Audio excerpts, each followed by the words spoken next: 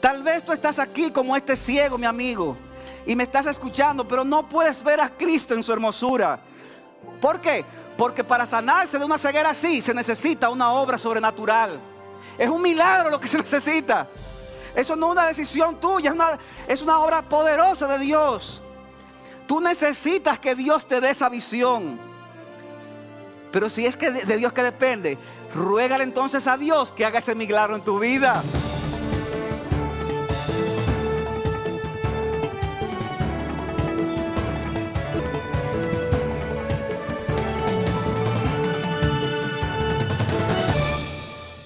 Vamos a continuar, hermanos, en esta mañana con la serie de mensajes que estamos dando relativo a los encuentros con Jesús basado en el Evangelio de Juan.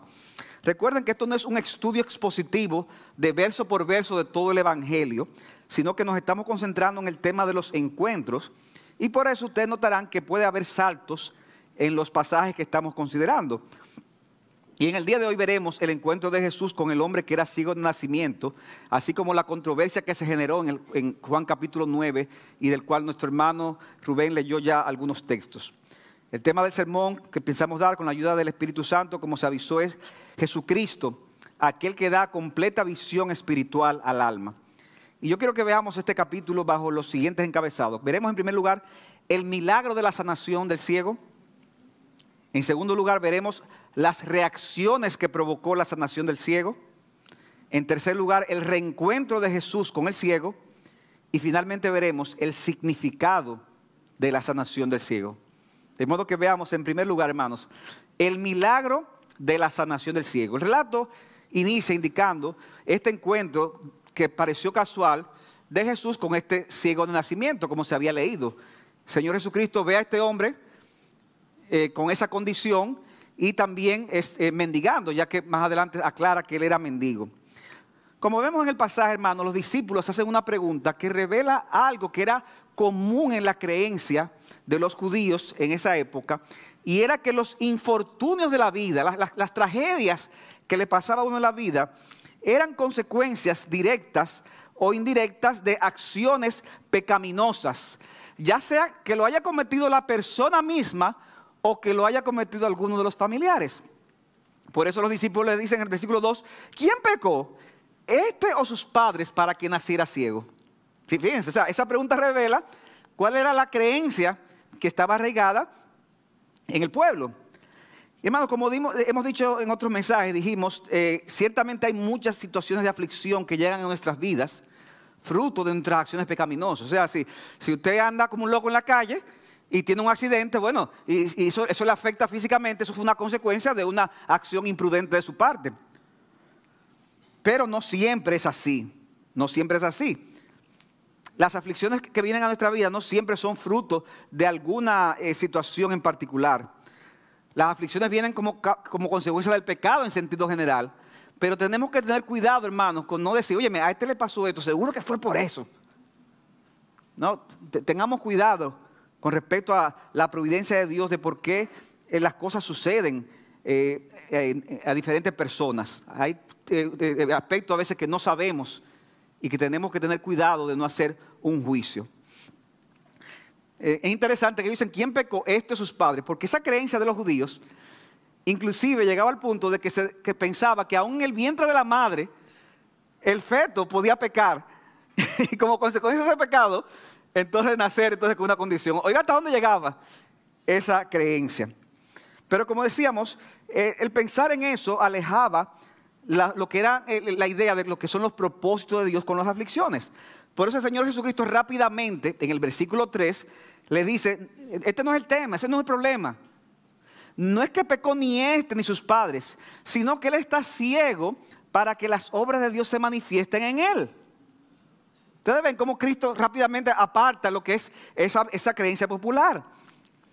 El propósito que Dios tenía era mostrar el actuar divino de una forma soberana, para por medio de ella nosotros viéramos las implicaciones más allá de los ojos físicos, más allá del mero problema de ceguera que tenía este hombre. Pero el Señor Jesucristo, antes de realizar el milagro, dice lo siguiente en el versículo 4. Nosotros debemos de hacer las obras del que me envió mientras es de día. La noche viene cuando ya nadie puede trabajar. Mientras estoy en el mundo, yo soy la luz del mundo. Con respecto a esta expresión, mientras es de día, MacArthur explica lo siguiente. Dice él que eso conlleva, oigan esto, un sentido de urgencia. Se refiere al tiempo breve, ya que en este momento, hermanos, aunque estamos apenas en el capítulo 9 de Juan, apenas faltaban meses para que llegara ya el momento de la crucifixión de Cristo. Porque recuerden, no todos los evangelios necesariamente siguen un orden cronológico, sino que cumplen otros propósitos. Faltaban meses para esa crucifixión y Cristo da esa nota, ese sentido de urgencia, ya que le quedaría poco para estar físicamente con sus discípulos. Después de eso dijo, la noche viene cuando nadie puede trabajar, sigue diciendo este autor. Es una referencia a separarse de sus discípulos en la muerte. Entonces la oscuridad los alcanzaría y no podrían trabajar hasta la venida del Espíritu Santo en el día de Pentecostés, cuando Él les volvería a dar poder para ministrar. Es en ese sentido que cuando dice en el versículo 5, mientras estoy en el mundo, yo soy la luz del mundo, se refiere en este contexto en particular a su ministerio terrenal. Como el mismo Cristo después dice en el capítulo 12, versículo 35 al 36, para los que están tomando notas, Cristo dice, entonces les dijo, todavía por un poco de tiempo la luz estará entre vosotros, pero por un poco de tiempo, caminad mientras tenéis la luz para que no os sorprenda las tinieblas. El que anda en la oscuridad no sabe dónde va. Mientras tenéis la luz, creed en la luz para que seáis hijos de la luz. Y esto, hermanos, nos trae una lección para nosotros los creyentes. ¿Sabían? Nosotros, los creyentes, debemos de actuar con diligencia en las cosas que son importantes, ya que tenemos un tiempo limitado para hacerlas. Y muchas veces no sabemos cuánto va a durar ese tiempo. ¿Usted lo sabe? Usted no lo sabe. Y hay cosas que requieren diligencia, hay cosas que no es para mañana, no, o sea, hay que hacerlas ya. Y así estar preparados para cuando vengan otras situaciones difíciles de enfrentar. Cristo entonces se dispone a hacer el milagro de darle la vista a este hombre. Y como se leyó en la lectura, vemos cómo el Señor es soberano en la forma en que Él decide sanarlo. Dios es soberano en la forma que Él decide sanarlo. Versículo 6, habiendo dicho esto, hermanos, traten de imaginarse. Es tierra. Cristo hace y se baja y escupe en la tierra. Y luego que escupe en la tierra, coge y empieza entonces a manosear esa tierra mojada con saliva. Y coge y se la pone, ¿dónde? En los ojos del ciego. Y entonces para colmo le dice, mira, ok, ahora ve y lávate en el estanque de Siloé. ¿Qué quiere decir enviado? A ese infeliz que está ciego. O sea que él antes estaba ciego, ahora está ciego y sucio, porque ve tierra con saliva. Hermano, eso parece muy poco higiénico, ¿verdad? Y viene ¡pran! Y se la pone en los ojos, porque entonces, si tú me dices en la cara, en los brazos, okay, ahora ya está medicinal. ¿Tú has visto la gente? El barro. No, pero con saliva en los ojos. Y imagínense este hombre sucio y en su ceguera entonces tratando de caminar y la gente guiando. No ven, es por aquí porque estaba ciego, óyame. Es una forma de sanar que pareció humillarla a la persona. Y sobre todo que Cristo podía sanarlo con tan solo decir la palabra. Mira, sé sano. O tocándolo. Es más, hasta pensándolo. Cristo podía sanar a ese ciego. Pero hermanos, Él quiso sanarlo de esta manera, aunque pareciera poco higiénico y aunque pareciera ser humillante para este. Porque óyeme bien, cuando una persona tiene un corazón humilde y anhela ser sanado por Dios, esa persona no va a poner condiciones, sino que hará todo lo que Jesús le pida, aunque eso parezca humillarlo en ese momento. El corazón humilde y que quiere ser sanado por Cristo no va a poner condiciones. Señor, ¿qué es lo que hay que hacer? Eso no es nada. ¿Eres tú como lo estás diciendo? Yo confío en ti. Porque es mejor, mis hermanos, ser humillados al cumplir la voluntad de Dios que rechazar con soberbia sus requerimientos. Hay gente que le pone en condición a Dios. No, a menos que deje de sufrir migraña, yo no voy a venir al Señor. ¿Quién eres tú? A menos que se me dé este trabajo, a menos de que me aumentan el sueldo. Y le ponen condiciones a Dios. Eso es una soberbia. Porque tú no eres el que tiene la última palabra, es Dios. Y es mejor que tú seas humillado al cumplir la voluntad de Dios a rechazar con soberbia este requerimiento. Esa humillación, mis hermanos, va a resultar en nuestra sanación. En cambio, esa soberbia va a resultar en nuestra perdición. ¿Qué hizo el ciego? Dice, pero venga, ¿qué es esto? Pero yo soy relajo. No. Dice el texto, él fue, pues, y se lavó. Él no tenía nada que perder. Nosotros no tenemos nada que perder. Porque ¿qué somos delante de Dios, hermanos? Somos gusanos de la tierra. Lo que pasa es que como bien ha dicho el pastor Sugel Michelet en otras ocasiones, hay gente que cuando van al Señor a orar le dice, Señor, perdóname que yo soy un gusano. Pero hay de aquel que me diga gusano. Pero ven acá, pero ¿eres o no eres gusano? ¿Eres o no eres gusano? Si eres gusano, no te vas a sentir mal de que te llamen lo que tú dices que tú eres. Lo que pasa es que nosotros decimos cosas al Señor que realmente no la creemos. Este ciego fue y se lavó. Y el resultado fue que dice el texto que regresó viendo. Hermano, no fue que el Señor le restauró la visión.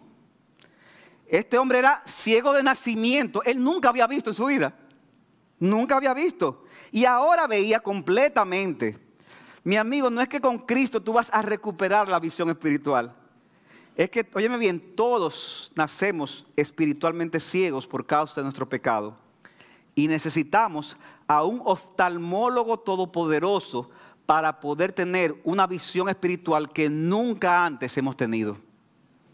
Es un milagro, no es una operación cualquiera. Es dar visión al que nunca la ha tenido. Al igual que en otros casos, este milagro no pasó desapercibido, sino que produjo diversas reacciones. Y eso nos lleva a nuestro segundo encabezado. Las reacciones que provocó la sanación del ciego. Y por un lado tenemos, hermanos, la reacción de los vecinos. Versículos 8 al 12. Ya se leyó también este pasaje. Ellos se sorprenden porque él era conocido en la zona porque mendigaba. Y algunos dicen, no, pero es imposible, pero ¿y ese fulano?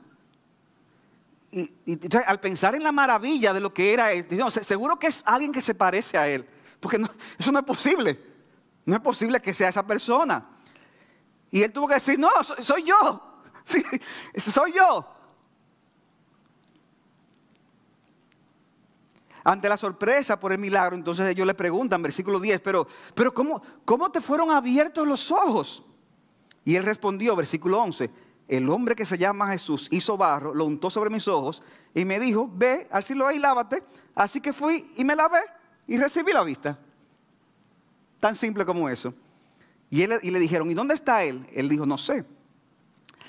Ahora bien, la reacción que más se destaca en este pasaje fue la de los fariseos, que es la sección del versículo 13 al 34. Y nosotros vemos aquí, hermanos y amigos, cómo ellos quieren indagar en lo ocurrido, pero en su dureza de corazón, algunos de ellos procuran, la mayoría, descartar a Jesús como aprobado por Dios. Y por eso tratan de indagar, pero a la vez descalificar. Y usan de nuevo el argumento de que Jesús los sanó en el día de reposo. Y ya hemos dicho en mensajes anteriores lo que era el día de reposo para los judíos. Increíble que su ceguera los hizo minimizar este hecho, anteponiendo un aspecto ceremonial ante un poderoso milagro que evidentemente había dejado perplejo aún a ellos mismos. Versículo 13, llevaron ante los fariseos al que antes había sido ciego y era día de reposo, versículo 14. Versículo 15, entonces los fariseos volvieron a preguntarle cómo había recibido la vista. Y él le dijo, yo me puso barro sobre los ojos y me lavé y veo. Por eso algunos de los fariseos decían, este hombre no viene de Dios porque no guarda el día de reposo. Pero hermanos, fíjense cómo dentro de los mismos fariseos había duda porque está fuerte. Está fuerte. Y decían, pero entonces, ¿cómo puede un hombre pecador hacer tales señales? Y había división entre ellos. Y eso hizo que volvieran otra vez a llamar al ciego. O sea que lo están llamando por segunda vez. Entonces dijeron, versículo 17, ¿qué dices tú de él, ya que te abrió los ojos? Y él dijo que es un profeta. Entonces ya ahí la cosa se está poniendo difícil. Porque entonces ellos no querían reconocer a Jesús. Le preguntan al ciego, es un profeta, me sanó los ojos. Recuerden, hermanos, el ciego en ese momento no había visto físicamente al Señor. Era muy poco el conocimiento que tenía de Jesús. De modo que sí, era un profeta, era mucho más que eso, pero él conocía muy poco. Él dijo, tiene que ser un profeta que tuvo ese poder para eso. Versículo 18. Entonces los judíos no le creyeron que había sido ciego y que había recibido la vista, hasta que llamaron a los padres del que había recibido la vista. Y le preguntaron diciendo, ¿es este vuestro hijo el que vosotros decís que nació ciego? ¿Cómo es que ahora ve? Versículo 20. Vamos a dejarlo hasta el 19. Los fariseos entonces, ¿qué hacen? Tratan de buscar el testimonio de sus padres, con la esperanza de que tal vez era un fraude lo que estaba pasando. Pero los padres no podían negar lo que había sucedido. Pero vemos cómo de una manera astuta ellos dan la explicación de que sí, que era su hijo, pero evitan meterse en el tema de cómo sucedió. Versículo 20.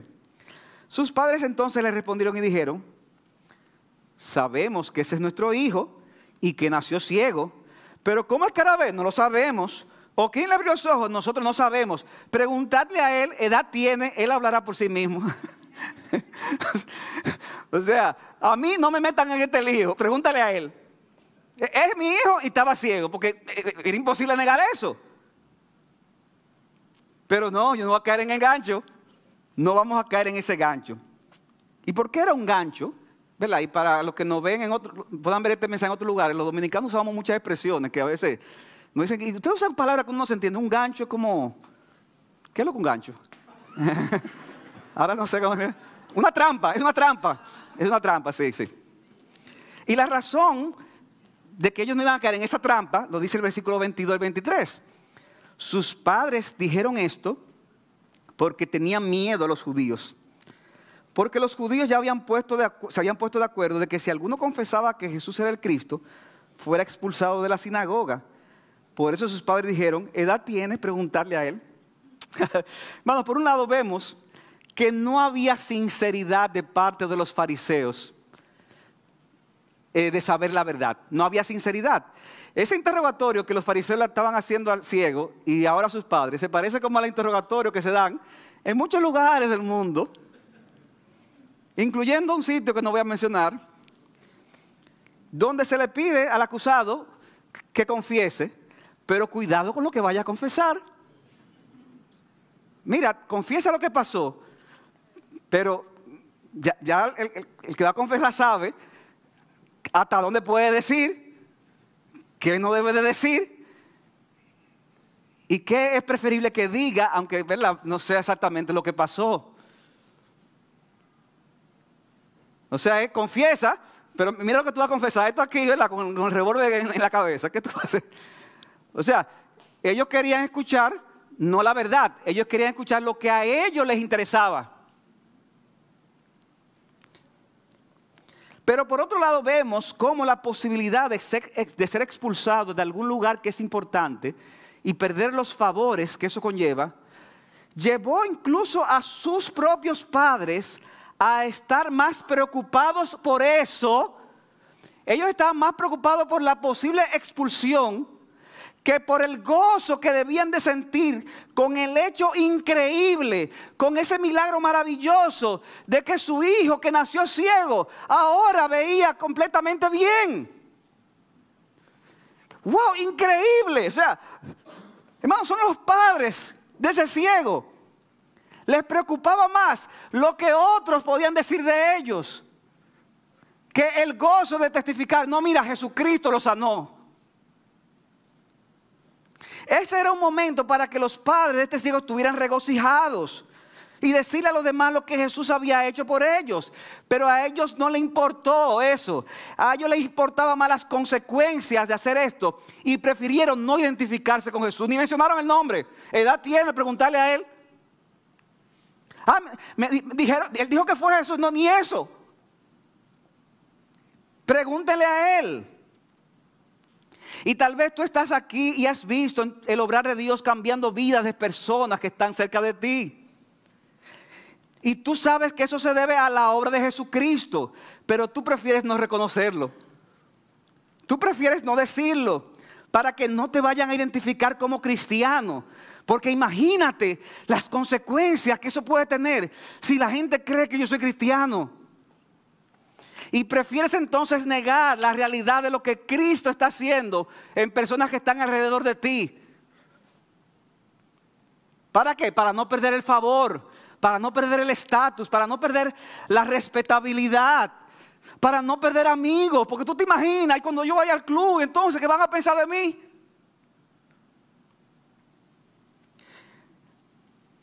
No hay nada más necio que esa actitud. Preferir que se mantenga en tu vida el favor de los hombres, que al final no va a llenar tu alma, y perder entonces el favor de Dios por siempre, que es la fuente de todo bien. Pero gracias a Dios que el ciego no estaba dispuesto a actuar con esa cobardía con la que actuaron sus padres. Él no estaba dispuesto. Al ver los fariseos que los padres evitaron el tema de cómo fue sanado su hijo, volvieron otra vez a llamarlo. Ya van 3. Y si añadimos la de los padres, 4, pero van 3 con él. Dice el versículo 24. Por segunda vez llamaron al hombre que había sido ciego y le dijeron: da gloria a Dios. Nosotros sabemos que este hombre es un pecador. Dice que es le llamaron por segunda vez, pero ya el tercer interrogatorio. Esta expresión, da gloria a Dios, parece que era una forma de forzar al ciego a que confesara bajo juramento. Porque algunos de ellos decían, no, es que él tiene que estar mintiendo, no puede ser verdad. Ni tampoco podemos permitir que se certifique que ese milagro fue hecho por un hombre justo. Y ellos querían en ese sentido que él afirmara que, bueno, si al final fue Jesucristo, por lo menos dijera que Jesucristo era un pecador. Oigan esto, que era un pecador, para así poder descalificarlo como un enviado especial de Dios. Ahora, hermanos, recuerden, el ciego todavía no tenía un conocimiento detallado de Jesucristo. Apenas dijo, bueno, tiene que ser un profeta. Y él reconoce que no tiene toda la información acerca de la naturaleza de Jesús. Ahora, él lo que sabe es que Jesús lo sanó. Versículo 25. Entonces él le contestó, si él es pecador, mira, yo no lo sé. Ahora, una cosa sé, yo antes era ciego y ahora veo. Yo no sé, entiendo muchas de estas cosas. Pero ahora veo que hay un milagro poderoso que actuó en mi vida. Y ahora veo las cosas que antes no veía. Y hermano, muchas veces podemos dar testimonio de los milagros que han ocurrido en nuestras vidas, como forma de testificar a las personas de quién es Jesucristo, a pesar de que no tengamos la información bíblica necesaria. Hermanos, en el mundo hay muchos retos y hay lugar para lo que es la apologética. ¿Qué es la apologética? Es el estudio de la defensa de la fe. Cómo estudiar argumentos en contra de aquellos que quieren objetar la fe cristiana. Y es una bendición conocer esas cosas. Pero eso toma tiempo. Y usted no tiene que esperar a pasar un proceso de una clase de teología de 1 año para comenzar a predicar. Comienza a testificar con lo poco que sabe. Y en lo poco que sabe, Dios podrá usar eso para salvación. Y si es poquito, entonces dígale, mira, antes yo era ciego, pero ahora veo. Antes estaba perdido, pero Jesús me encontró. Antes estaba enfermo, pero Jesús me sanó. Jesucristo me salvó. Los fariseos no querían escuchar y vuelven otra vez a interrogarlo. Vuelven otra vez, versículo 27. Versículo 26. Entonces, le dijeron entonces, ¿qué te hizo? ¿Cómo te abrió los ojos? Pero ven aquí, ¿cuántas veces que le van a responder lo mismo? Le van a preguntar lo mismo. ¿Cuántas veces? Versículo 27. Él les contestó, oye, mira, ahí se molestó el ciego. Pero ya yo se lo dije. Y no me escuchaste. ¿Por qué quieren oírlo de nuevo? Y le hace una pregunta, hermanos, peligrosa. ¿Es que también vosotros queréis haceros discípulos suyos? O sea, ustedes me están preguntando tanto de él porque están tan interesados y están tan deseosos que quieren ser parte de Jesucristo, seguir a Jesucristo. Miren, hermanos, esa última pregunta fue un insulto muy grande contra esas personas. Eran gente, hermanos, muy preparada académicamente, que tenían recursos económicos para vivir bien, tenían muchas facilidades, tenían favores delegados del Imperio Romano. Y este era una persona que había sido ciego de nacimiento y que para colmo era mendigo. No tenía una preparación formal.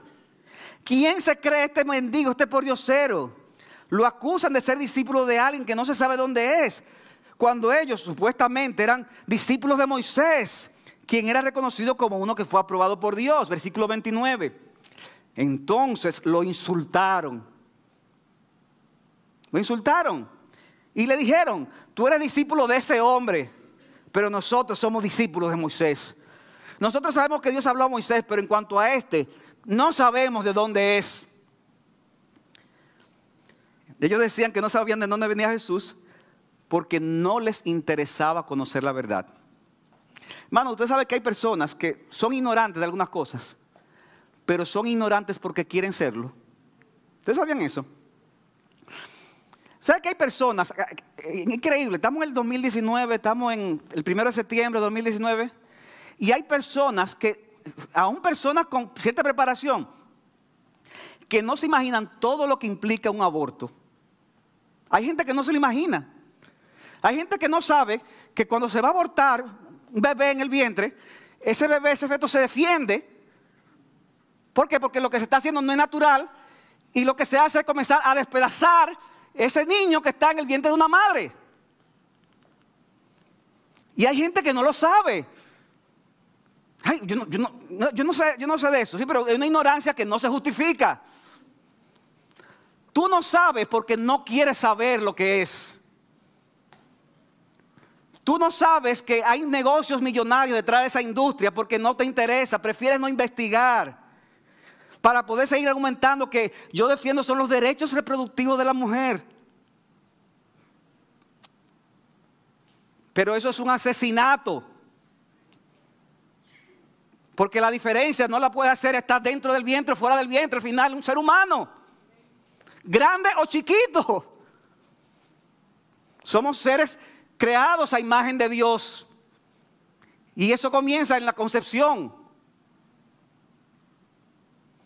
Esa ignorancia no es justificable. Los fariseos realmente no sabían de dónde venía Jesús, pero era una ignorancia que en el día del juicio no les iba a servir de nada. Hay muchas cosas de las que tal vez tú eres ignorante, pero que en el día del juicio no va a valer ni un centavo, porque tú tenías la oportunidad de investigar lo que era y no quisiste hacerlo. Pero este mendigo, hermanos y amigos, había estado ciego. No solamente había recibido sanación física, sino que junto con la sanación física se estaba operando un milagro espiritual en su corazón. A pesar de que en ese momento le faltaba mucha información sobre Jesús, y por eso les respondió de una forma, aunque con un conocimiento limitado, de una forma contundente, sin importar las consecuencias. Versículo 30. Respondió el hombre y le dijo, pues en esto hay algo asombroso, que ustedes no sepan de dónde es, y sin embargo me abrió los ojos. Pero todavía es más grande esto. Sabemos, dice él, oiga, el hombre está como un maestro de teología ahora, que Dios no oye a los pecadores, pero si alguno teme a Dios y hace su voluntad, a ese oye. Desde el principio, dice él, jamás se había oído decir que alguien abriera los ojos a un ciego de nacimiento. Si éste no viniera de Dios, no podría hacer nada. Hermano, qué poderoso testimonio le estaba dando este hombre que era completamente inculto a estos hombres que eran completamente educados. Porque, hermanos, a lo vil y menospreciado del mundo escogió Dios para avergonzar a los sabios. No me importa cuántos títulos tú tengas, ni cuántos libros te hayas leído. Si vas en contra de Dios, eres un necio espiritualmente hablando.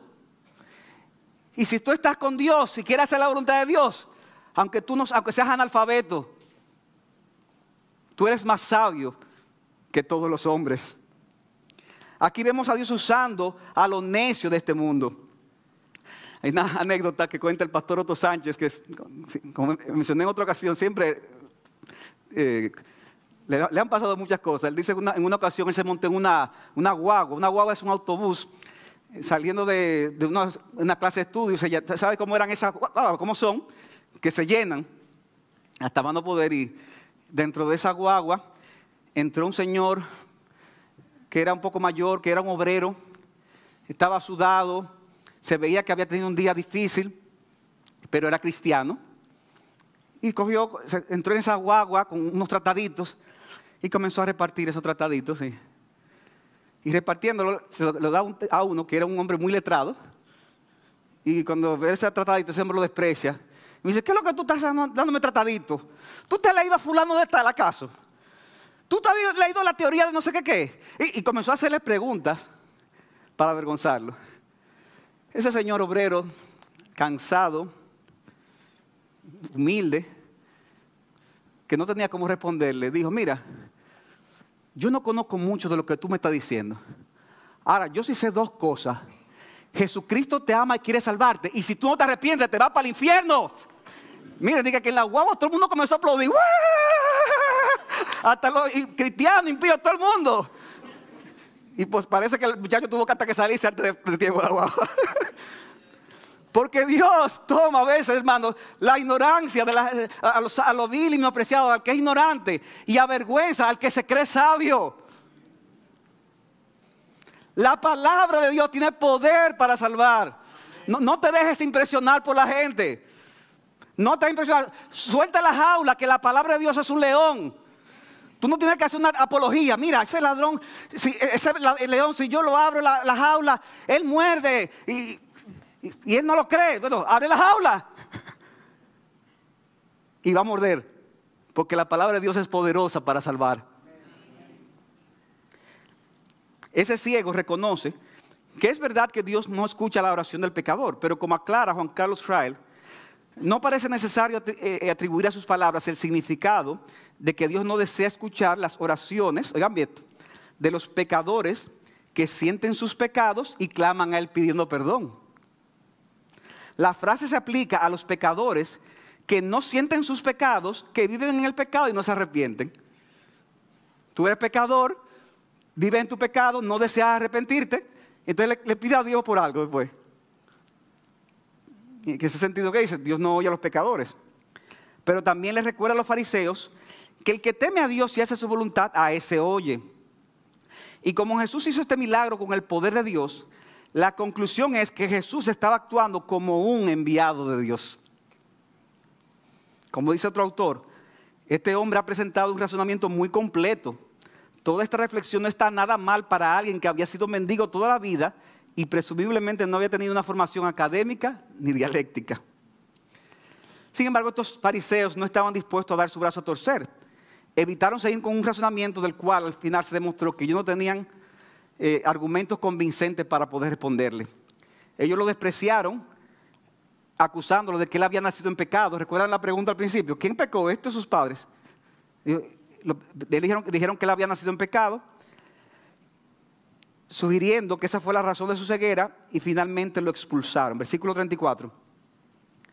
Tú naciste enteramente en pecado y tú nos enseñas a nosotros, y lo echaron fuera.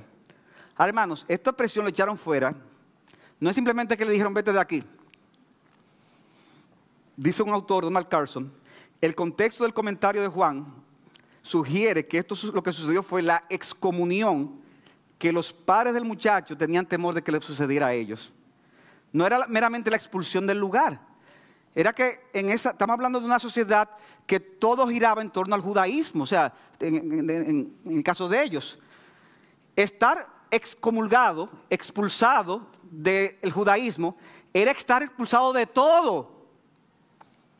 Es como de repente que tú tengas una residencia legal en un país y de repente te la quiten y te digan, mira, ya tú no eres de esta nación.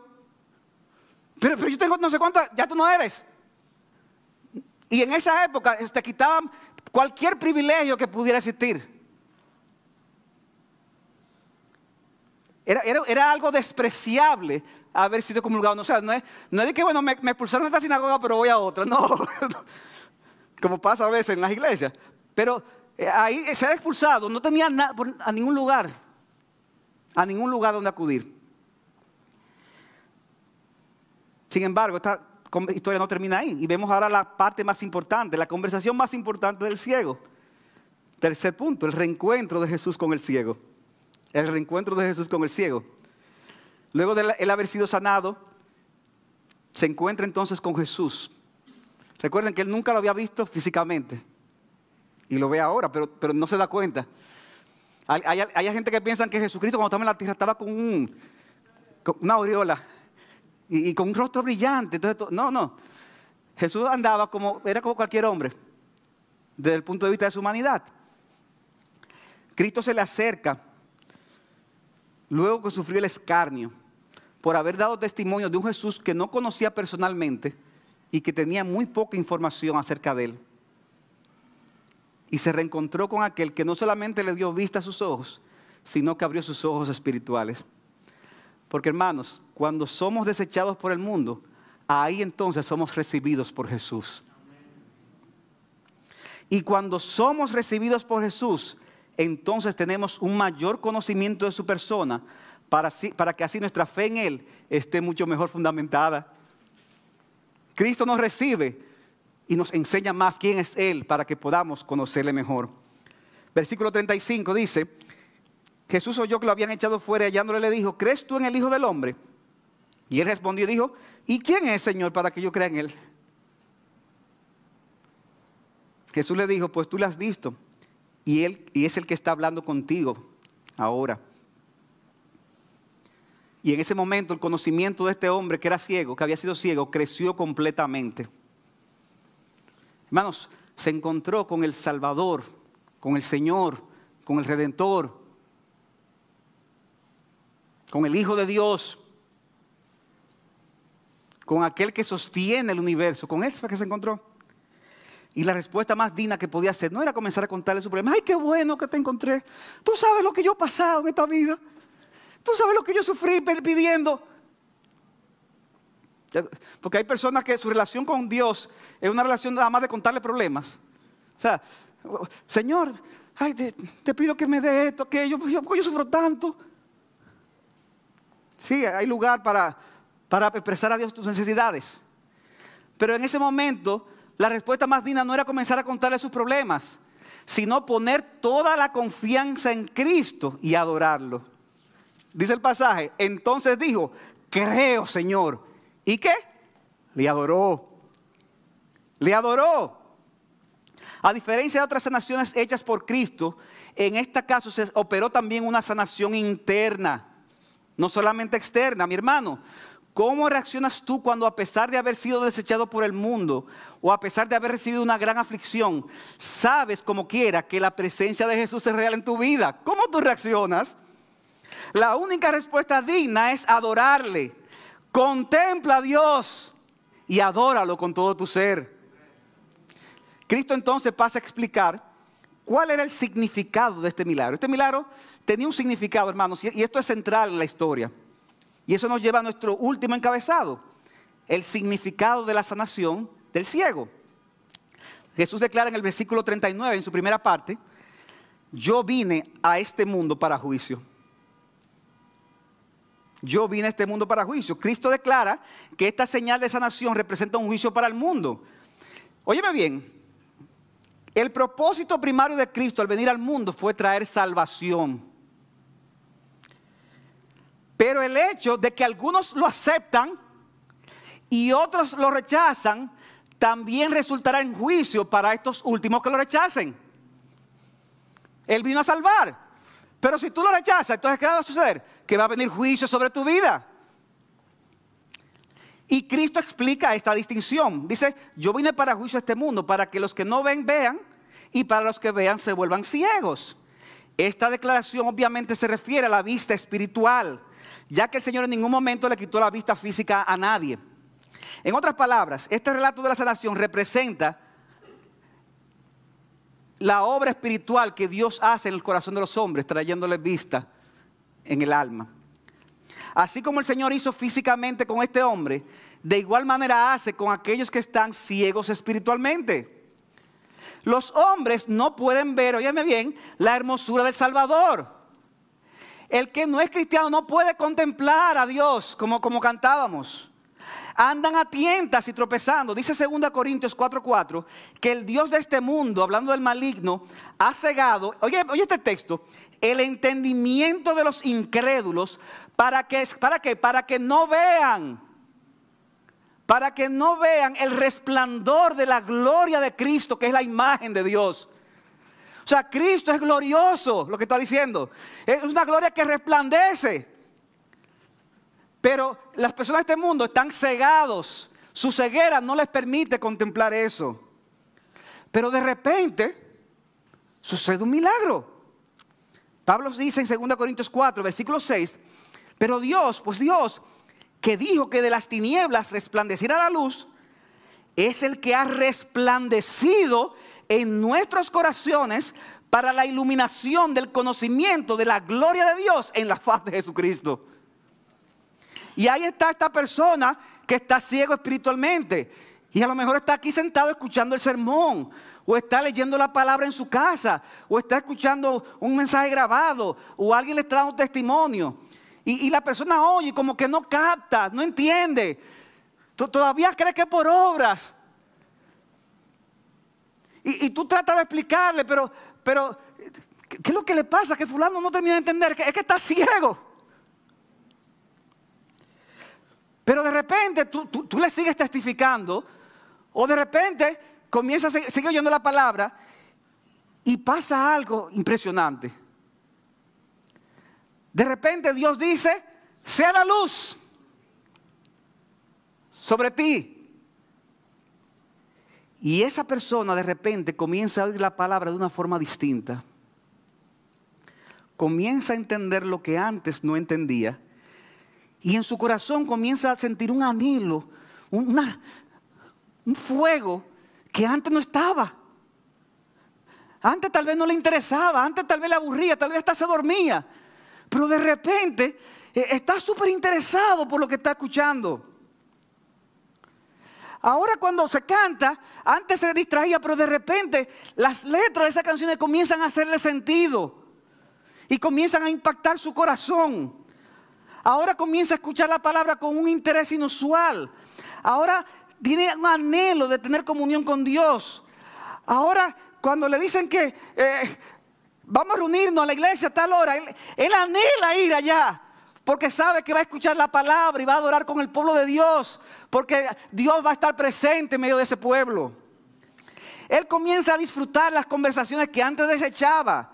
Y comienza a desechar muchas conversaciones que antes tenía. Se entristece por el pecado que ve en su corazón y el de otros.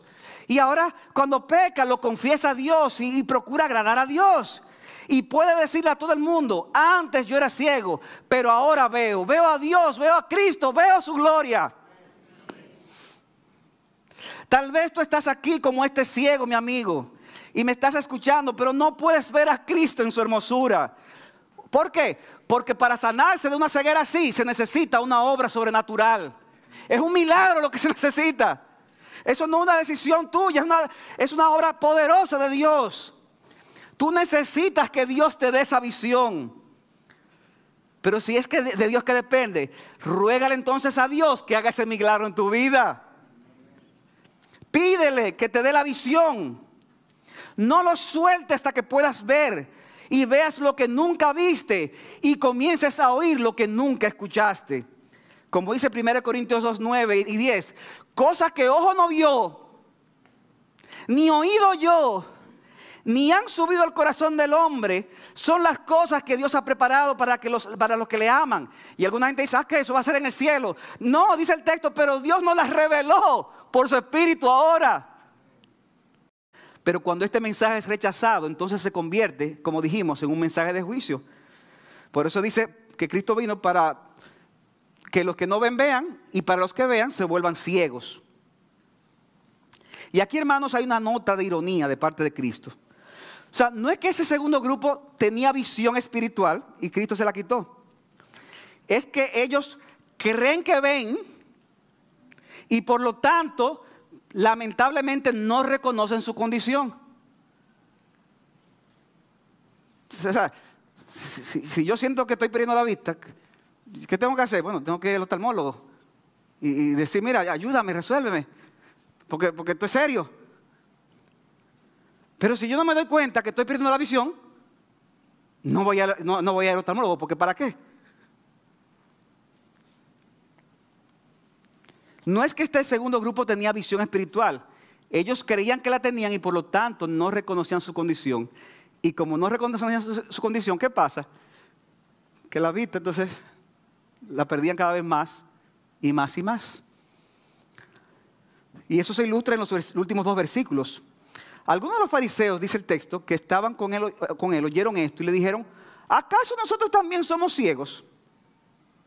O sea que de algún modo ellos sintieron que Cristo los estaba llamando ciegos, en el sentido espiritual posiblemente. Pero la respuesta de Cristo fue fulminante, hermanos.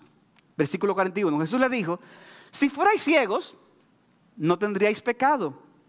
Pero ahora porque decís vemos, vuestro pecado permanece. En otras palabras, si ellos fueran ciegos en el sentido en que Cristo usa el término, personas que reconocen su ceguera espiritual, o sea, yo reconozco mi ceguera, entonces no tendrían pecado. Es decir, no tendrían ningún obstáculo que les impidiera buscar la sanación espiritual que se encuentra en el Señor. Pero como ellos negaban que tuvieran esa ceguera, eso era peor, ya que entonces su pecado permanecía y también permanecía una incredulidad y una dureza de corazón que los mantenían alejados del Señor y de buscar la sanación de sus almas que solamente el Señor le podía ofrecer. ¿Para qué yo voy a ir al oftalmólogo? ¿Para qué yo voy a buscar sanación? Cristo dice en otro pasaje, a los discípulos le explicaba, yo a la gente le hablo en parábolas, porque viendo no ven. Y oyendo no oyen ni entienden. Y en ellos se cumple la profecía de Isaías que dice, al oír oiréis y no entenderéis. Y viendo veréis y no percibiréis. ¿Por qué? Porque el corazón de este pueblo se ha vuelto insensible. Y con dificultad oyen con sus oídos. Y sus ojos se han cerrado. ¿Para qué? Para que no vean con los ojos. Y oigan con los oídos. Y entiendan con el corazón. Y se conviertan y yo los sane. ¿Ustedes están viendo el punto, hermanos y amigos? Cuando tú no reconoces tu ceguera, entonces ¿qué pasa? Tú no vas a ir al médico que te va a sanar de esa ceguera. Pero si la reconoces, vas a ir al médico y ¿qué vas a hacer el médico? Te va a sanar, porque ese médico es Jesucristo. Él siempre sana. Él siempre sana. Mi amigo, reconoce tu ceguera espiritual. No la niegues. Reconócela ante el Señor para que entonces Él venga a tu vida con poder y tengas una visión espiritualmente perfecta y completa y puedas entonces bendecir el nombre del Señor al reconocer que tú antes eras ciego, pero ahora puedes ver la hermosura del Salvador. Para concluir, hermanos, yo quiero decir lo siguiente. Este ciego, cuando fue sanado, se encontró con Cristo. ¿Y qué hizo? Adoró. ¿Cuál será tu respuesta ante este Jesús que te ha sido presentado en esta mañana? Concluyo con una cita de Charles Spurgeon, un gran predicador del siglo XIX. De este mismo pasaje él decía lo siguiente. Oye bien, mis momentos más felices, decía Spurgeon, son cuando estoy adorando a Dios. Cuando adoro realmente al Señor Jesucristo. Es lo más aproximado a cómo será el cielo, donde en los días y noches el pueblo le ofrecerá adoración perpetua al que está sentado en el trono y al Cordero. Por lo tanto, qué momento memorable hubo de ser para este hombre cuando adoró a Cristo.